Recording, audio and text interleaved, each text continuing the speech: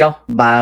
យើងឈប់សំឈប់បានតើថៃអាចប្រើល្បិចខូចមិនព្រមឈប់តើអាចទេលោកតាថៃអត់ចង់ឈប់បានទេថៃមិនចង់ឈប់បានទេក៏ប៉ុន្តែថៃមានរងសម្ពាធថៃមិនចង់ឈប់បានទេតែថៃរងសម្ពាធអូខេមូលហេតុដំបូងថៃអត់ចង់ឈប់បានពីព្រោះថៃបំផ្លាញលោកហ៊ុនសែនអត់ទាន់គ្រប់គ្រាន់ដើម្បីទទួលបានព័ត៌មានថ្មីៗប្រចាំថ្ងៃសូមចុច Subscribe ហើយចុចលើសញ្ញារូបកណ្ដឹងសូមអរគុណថៃមិនទាន់ចង់ឈប់បានទេពីព្រោះថៃបំផ្លាញលោកហ៊ុនសែនមិនទាន់គ្រប់គ្រាន់ក៏ប៉ុន្តែថៃមានសម្ពាធថៃទទួលរងសម្ពាធពីអន្តរជាតិថៃទទួលរងសម្ពាធពីអន្តរជាតិដែលថៃត្រូវឈប់បានប្រទេសនីមួយៗមានអូស្ត្រាលីមានអីចឹងរៀងរាល់ថ្ងៃប្រទេសនីមួយៗបានអំពាវនាវឲ្យឈប់បានប្រទេសនីមួយៗអំពាវនាវឲ្យកាត់បន្ថយជាបន្ទាន់នៅការច្បាំងគ្នាដូច្នេះថៃទទួលសម្ពាធថៃមិនទាន់ទទួលការថ្កោលទោសទេតែថៃទទួលសម្ពាធជារៀងរាល់ថ្ងៃថៃទទួលសម្ពាធជារៀងរាល់ថ្ងៃនេះថៃអត់ចង់ឈប់បាញ់ទេប៉ុន្តែដោយសារសម្ពាធថៃត្រូវតែឈប់បាញ់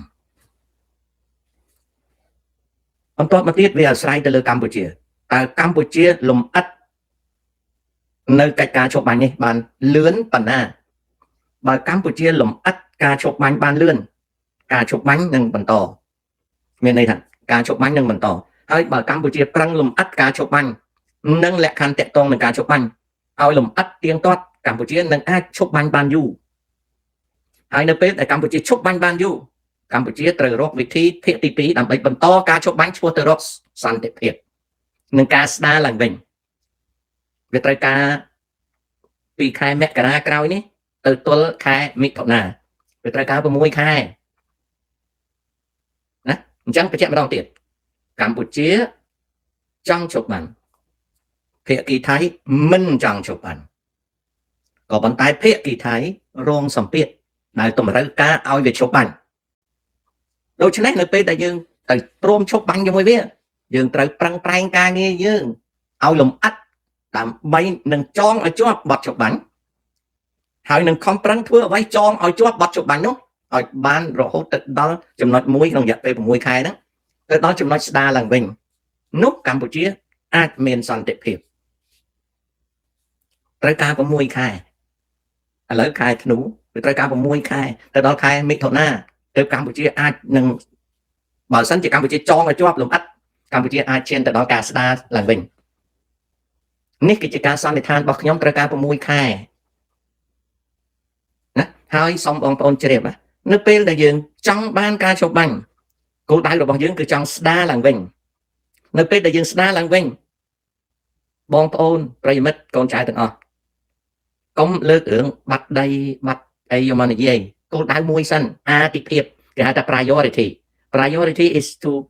implement a ceasefire and make sure that the ceasefire stay until ceasefire mature enough to restore a peace and normalcy បងប្អូនកុំយករឿងទឹកដីរឿងបន្លាលួសរឿងអីយកមកនិយាយរឿងអីហ្នឹងអត់ទេណាបងប្អូនត្រូវយល់អំពី priority ត្រូវយល់អំពីអាទិភាពណាបងប្អូនដូចឧទាហរណ៍ថាភ្លើងឆេះផ្ទះណាបើបងប្អូនឃើញភ្លើងឆេះផ្ទះហើយបងប្អូនដាក់គោលដៅថាត្រូវពន្លត់អគ្គិភ័យបងប្អូនអត់អាចនិយាយថាស្អីដទៃទៀតទេត្រូវខំប្រឹងពន្លត់អគ្គិភ័យអាហ្នឹងគេហៅថាអាទិភាពហ្នឹងគឺយើងធ្វើអីតែសំខាន់មុនហើយត្រូវយកចិត្តទុកដាក់ធ្វើគោលដៅហ្នឹងដោយមិនងាករេដោយមិនគិតអ្វីទេទម្លាក់ចោលទាំងអស់ធ្វើរឿងហ្នឹងមុនហ្នឹងហៅថាអាទិភាពអញ្ចឹងបងប្អូនត្រូវយល់ថាបងប្អូនលើកពេលនេះបងប្អូនលើកពីរឿងទឹកដីបងប្អូនលើកពីស្អីបងប្អូនលើកបានទាំងអស់ក៏ប៉ុន្តែបងប្អូនបើបងប្អូនជារាជការបងប្អូនអត់អាចឈប់បាញ់បានទេអត់អាចឈប់បាញ់បានទេបងប្អូននិយាយពីរឿងឈ្នះចាញ់បងប្អូននិយាយពីរឿងទឹកដីបងប្អូននិយាយរឿងបន្លាលួសបងប្អូននិយាយពីរឿងបាត់បង់ទឹកដីបើបងប្អូននិយាយតែរឿងហ្នឹងគឺបងប្អូនមិនទាន់អាចឈប់បាញ់បានទេមិនទាន់អាចឈប់បាញ់បានអញ្ចឹងរាជការគិតខ្លួនឯងថាតើអនុវត្តយ៉ាងម៉េចឲ្យវាឈានទៅដល់ការឈប់បាញ់ហើយដល់ពេលការឈប់បាញ់ហើយ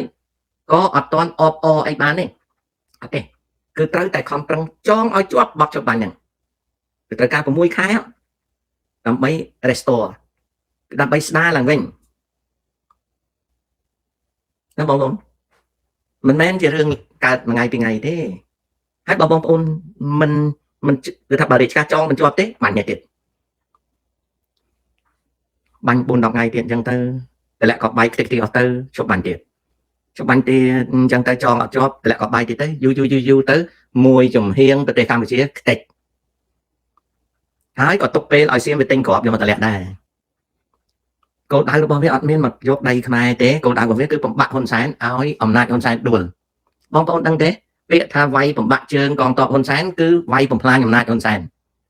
លោកហ៊ុនសែនបងប្រុសខ្ញុំផ្កាយព្រឹកខ្ញុំប្រាប់បងឯងត្រង់បរិបណាបងឯងនៅរស់ថៃអត់ដកទេតែបើបងឯងនៅរស់ហើយបងឯងចង់ឲ្យកូនបងឯងកាន់អំណាចបងឯងត្រូវតែខំប្រឹងធ្វើបងឯងអត់មានច្រកចាញ់ទេចិនក៏មើលឃើញបងឯងមនុស្សយ៉ាប់យួនក៏ជាចវាយបងឯងក៏ឃើញបងឯងយ៉ាងឆ្លើយដាក់គេថៃក៏វាស្អប់បងឯងគ្មានដូណាល់ត្រាំឯណាមកជួយបងឯងទេវាតើតែបងឯងនឹងឲ្យអំណាចទៅកូនបងឯងហើយបងឯងចង់និយាយអីជាមួយកូននិយាយទៅប៉ុន្តែបងឯងកុំឲ្យចាប់ក្បាលម៉ៃហ្វូនដើម្បីស្ដារតកូលហ៊ុនឲ្យនៅនឹងបងចឹងទៀតកូនហ៊ុនក៏លាយដែរពីព្រោះបងឯងមានកម្លាំងតពូជសៀមវាមានកម្លាំងតចំនួនបងឯងប្រើក្បាលមួយគិតសៀមវាប្រើក្បាលមិនដឹងប្រមាណទេគិតបងឯងអត់មានផែនការទេបងឯងធ្វើតាមសភាពការវាឡើងទៅចុះបងឯងទៅសៀមវាមានផែនការហើយពីក្រោយខ្នងបងឯងចវាយបងឯងអត់ចូលចិត្តបងឯងទេកំពុងតែមានផែនការហើយខាងជើងបងឯងគេស្ដាយលុយ20,000 លានដែលគេដាក់នៅកម្ពុជា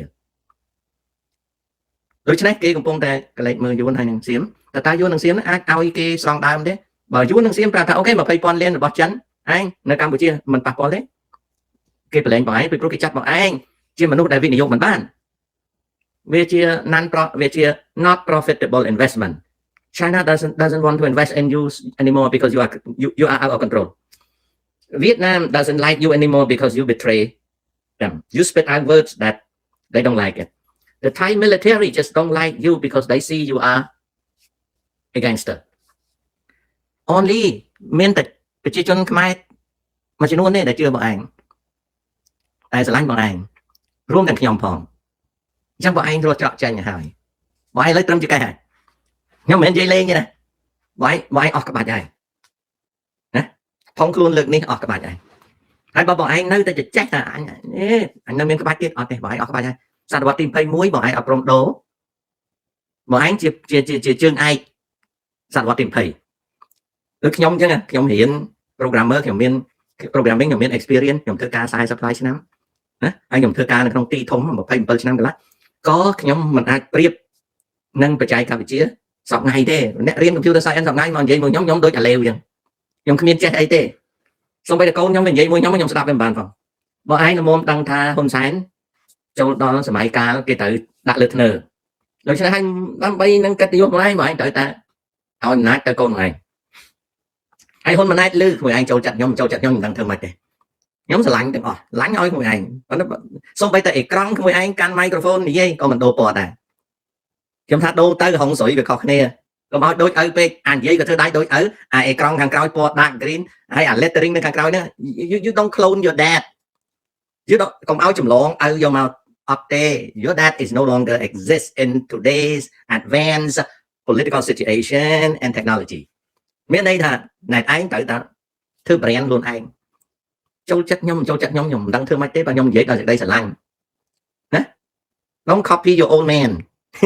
ដូចអារឿងប៉ូលីសញូវយ៉កមួយគេហៅអី NYPD New York Blue គេហៅ the blue blood អីហ្នឹងណានៅរឿងមួយរឿងកុនភេកមួយឈ្មោះ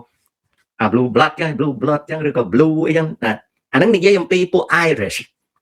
ដែលមកកសាងភូមិឋាននៅទីក្រុងញូវយ៉កកាលពីគ្រិស្តសករាជ1800ហើយក្រោយមកហ្នឹងក៏ក្លាយទៅជាគ្រួសារដែលចូលធ្វើប៉ូលីសចាណាប៉ូលីសនៅទីក្រុងញូវយ៉កធំមានពួក Irish ច្រើនមានទីក្រុងតូចមួយនៅក្នុងទីក្រុងញូវយ៉កឈ្មោះ City Island នៅក្នុងសង្កាត់ Bronx ខ្ញុំចូលចិត្តទៅញ៉ាំអាហារនៅកន្លែងហ្នឹងម្ដុំហ្នឹង100គ្រួសារ98គ្រួសារមានបងប្អូនកូនចៅម៉ែឪធ្វើប៉ូលីសយប់ឡើងគេបាត់ភូមិគេហើយអត់មានចៅណាចូលបានទេបងម៉ៅអីទៅអត់ទៅដល់គេវាយខ្នោះគេហៅ City Island កន្លែងហ្នឹងមហូបសមុទ្រឆ្ងាញ់ខ្ញុំចូលចិត្តតែញ៉ាំបកងញ៉ាំអីទៅហ្នឹងណាគេមាន tradition គេគឺមកពូជបោគេតែងតែធ្វើប៉ូលីសណាប៉ុន្តែតាំងពីជីតារហូតជាអគ្គនាយកប៉ូលីស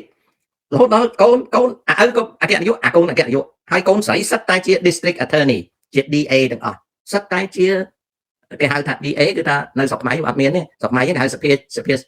ភាស៊ើបអង្កេតក៏គេហៅចៅក្រមស៊ើបអង្កេតប៉ុន្តែនៅនេះគេហៅសភាចារៈបរិបទណាសភាចារៈបរិបទ DA ណា District Attorney ទោះបីយ៉ាងណាក៏ដោយការបន្តពូជណាគឺវាមានឆ្លោះឆ្លួយវាមានខ្លះក៏ស្លាប់វាមានខ្លះក៏ជាប់គុកវាមានខ្លះក៏ជោគជ័យនឹងការបន្តពូជចឹងឆ្លើយប៉ុណ្ណឹងអារឿងតាសៀមវាដូសៀមវាមិនចង់ឈប់បាញ់ទេតែវារងសម្ពាធអន្តរជាតិត្រូវតែឈប់ណា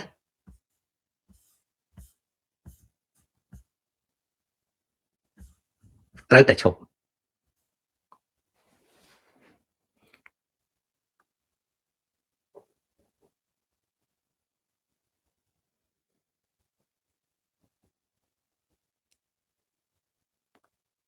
Okay the modern you are right ណា the modern និយាយពីរឿងទេសីហាហ្នឹងខ្ញុំយល់ឃើញតែទេសីហាសំគួរដែរតែអាចធ្វើកិច្ចការបានតែរឿងពុករលួយអីខ្ញុំដឹងទេណាដឹងតែកូលទេជាស្ដេចក្រាញ់ណាlate night លោកតាធ្លាប់និយាយថាវិស័យអចលនទ្រព្យប្រហែលលែងមានកំណើនទៀតហើយពាក្យថាលែងមានកំណើនទៀតហើយមិនមែនរហូតទេពេលនេះទីផ្សារអចលនទ្រព្យផ្ទះសម្បែងនិងដីធ្លីកំពុងតែដាំក្បាលចុះវាត្រូវការពេល5ឆ្នាំណាវាត្រូវការពេល5ឆ្នាំដើម្បីវាងើបរួចតែបើសភាពការប្រទេសកម្ពុជាយើងដូចសប្តាហ៍ថ្ងៃហើយអូសបន្លាយវាគ្មានថ្ងៃងើបរួចទេធម្មតា market វាមានចុះហើយវាមានឡើងណាការធ្លាក់ចុះនៃទីផ្សារដីធ្លីអចលនទ្រព្យវាដាំក្បាលចុះណាចឹងឯងមើលឃើញនៅប្រទេសកម្ពុជាផ្ទះសំណង់ផ្ទះសម្បែងគេបោះបង់ចោលប្រមាណ10000ខ្នងណាហើយដីធ្លីចំណាំមើលនៅប្រទេសកម្ពុជាជាប្រទេសសាហាវណាខាងឆក់ប្លន់បើដីវាឡើងថ្លៃអាការឆក់ប្លន់ដីធ្លីវាកើតឡើងឥឡូវការឆក់ប្លន់ដីធ្លីមិនសូវមានទេដោយសារអីដោយសារមនុស្សលក់ដីវាមិនដាច់អូខេអញ្ចឹងយើងមើលទៅដឹងរឿងហ្នឹងកសាងសេដ្ឋកិច្ចឡើងវិញរៀបចំសណ្ដាប់ធ្នាប់សង្គមបាទត្រឹមត្រូវយល់យ៉ាងណាដែរចំពោះ T50 ទម្លាក់ក្របបែកគ្មានយល់អីទេចៅយកចិត្តទុកដាក់នឹងសង្គ្រាមចំណែកខ្ញុំយកចិត្តទុកដាក់នឹងគោលដៅដែលសៀមវាយតែចៅសួរនឹងចៅយកចិត្តទុកដាក់នឹងសង្គ្រាមខ្ញុំអត់យកចិត្តទុកដាក់សង្គ្រាមទេខ្ញុំសង្គ្រាមខ្ញុំដឹងថាមានដែរអ្វីដែលខ្ញុំផ្សាយអា T50 ហ្នឹងខ្ញុំផ្សាយមុនខ្ញុំជាខ្មែរម្នាក់នៅក្នុងពិភពលោកដែលនិយាយថាសៀមប្រើ T50 ណាមួយថ្ងៃពីរថ្ងៃក្រោយមកឬក៏ចូលដល់3ថ្ងៃទើបក្រសួងការពារជាតិ identify យន្តហោះថាជា T50 គឺថ្ងៃទី24នេះណាដែល T50 នេះអា T50 ហ្នឹងខ្ញុំប្រាប់តាំងពីមុនថាវាប្រើហើយមិនមែននឹងបញ្ចេញប្រើទេវាបានទម្លាក់ក្របបែកនៅកម្ពុជាហើយខ្ញុំនិយាយ2-3ថ្ងៃទៅក្រសួងការពារជាតិនិយាយហើយមានព័ត៌មានមួយទៀតដែលខ្ញុំនិយាយមកដល់ថ្ងៃនេះខ្ញុំនិយាយអស់5ថ្ងៃហើយអស់មួយអាទិត្យហើយតែក្រសួងការពារជាតិអត់ដែលនិយាយសោះរហូតដល់ថ្ងៃនេះនាវាចម្បាំងថៃតាំងពី2គ្រឿងរហូតដល់6គ្រឿងបានរំលោភចូលក្នុងដែនទឹករបស់កម្ពុជាដែលនាវាចម្បាំងរបស់ថៃសៀមចូលចិត្តមែនតើរហូតដល់ខ្មែរយើងឈរនៅលើគោកខេត្តកោះកុងមើលឃើញអត់ចាំបាច់កែវឆ្លោះទេមានន័យថាចម្ងាយនាវាចម្បាំងសៀមនឹងចូលចិត្តដែនគោកកម្ពុជាចិត្តក្រោម10គីឡូម៉ែត្រដែលបង្ហាញឲ្យឃើញថាវាចូលក្នុងដែនទឹកផ្ទៃក្នុងកម្ពុជាទៅហើយព្រោះដែនសមុទ្រហ្នឹងវាមានដែនទឹកផ្ទៃក្នុងបន្ទាប់មកវាមានបន្ទាត់មូលដ្ឋានឆ្នាំ82ហើយនៅខាងមុខហ្នឹងគឺដែនទឹកបូរណភាពដែនទឹកបូរណភាពហើយនៅខាងមុខដែនទឹកបូរណភាពហ្នឹងគេហៅដែនទឹកបន្តអាហ្នឹងវា44គីឡូម៉ែត្រអញ្ចឹងបើយើងមើលពីច្រាំងទៅនៅខេត្តកោះកុងណាច្រាំងខេត្តកោះកុងគឺទៅទល់បន្ទាត់មូលដ្ឋានវាមានចាប់ពី100ម៉ែត្ររហូតទៅដល់ប្រមាណជាជាង10គីឡូម៉ែត្រណាជាង10គីឡូម៉ែត្រនៅមុខក្រុងកាមេរ៉ាភូមិន្ទអីយើងមើលទៅចាប់ពីចាំយាមទៅប្រហែលជា100ម៉ែត្រអញ្ចឹងយើងចុះមកខាងត្បូងយើងអាចនៅក្នុងឆ្នេរកោះកុងទៅដល់ស្ក្រែបន្ទាត់មូលដ្ឋានប្រហែលជាជាង10គីឡូម៉ែត្រនៅចំពីមុខកោះកុងហ្នឹងដែលយើងឃើញទឹកសមុទ្រនៅជាប់កោះកុងគេហៅថាដែនទឹកផ្ទៃក្នុងដែនទឹកផ្ទៃក្នុងអង់គ្លេសហៅថា internal water អាហ្នឹងតែចូលមកគឺកងទ័ពនិងរាជការកម្ពុជាត្រូវតែបាញ់ hay về châu máu thì ở hiện bánh về đây nè về châu máu thì bên bánh về ấy giờ ở bên bánh về đây về máu bay buồn krương về máu bay krương tăng là tôi mà krương hay về ho tôi tham việc chặt nơi lớn đai tắt tây không dừng để cao bên sai mà tê trong đi dây mà tết này dây pram ngay anh mà bao tiền đi về mặt tết này cũng tên là ắt cơn vậy ắt cơn sao tăng bị vay cọ tăng bị môn vay cọ do nhóm này dây môn kề thành về nó tầm 4 về tranh bị cọ trang cọ cột cọ trang cọ cột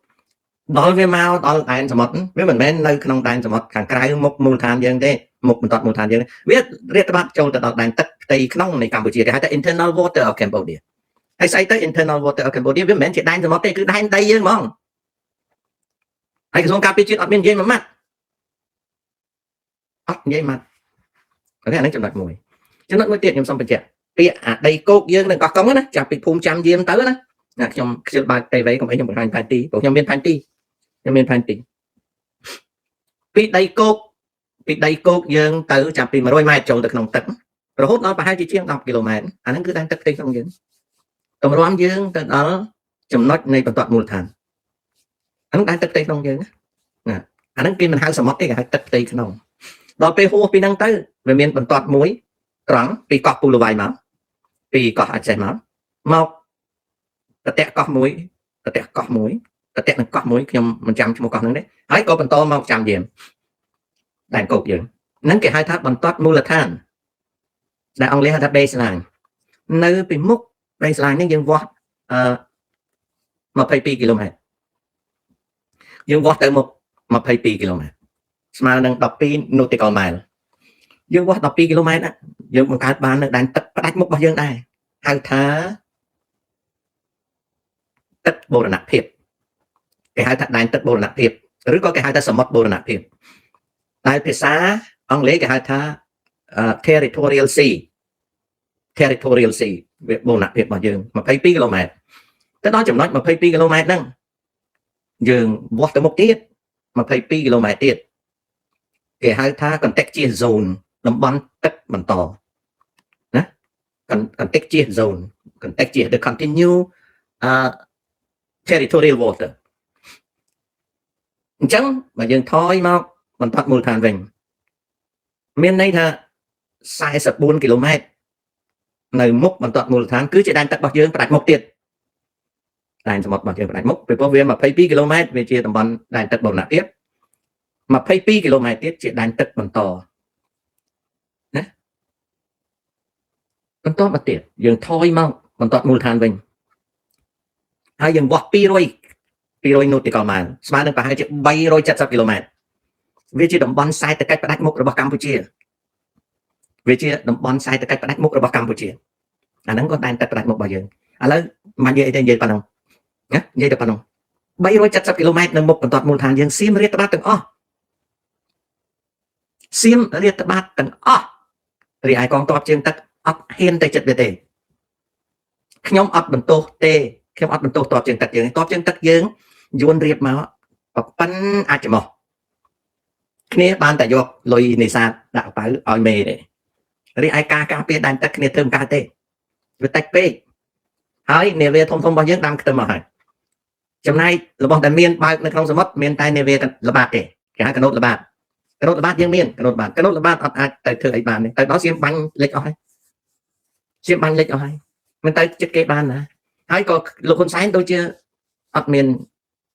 đăng thang chia tọt mạch đấy vậy chậm ấp miền này cái con to trên tắc giếng yun với bạc áo những ban trâm tại shoreline patrol force đấy xây tới hai tại shoreline patrol force yun với bạc con to trên tắc áo sẽ phải cứ sầm rạp tại là bạc này đấy rừng ai bàn về bạc chẳng biết rồi yun với miền tây ca áo con to trên tắc giếng khăng nè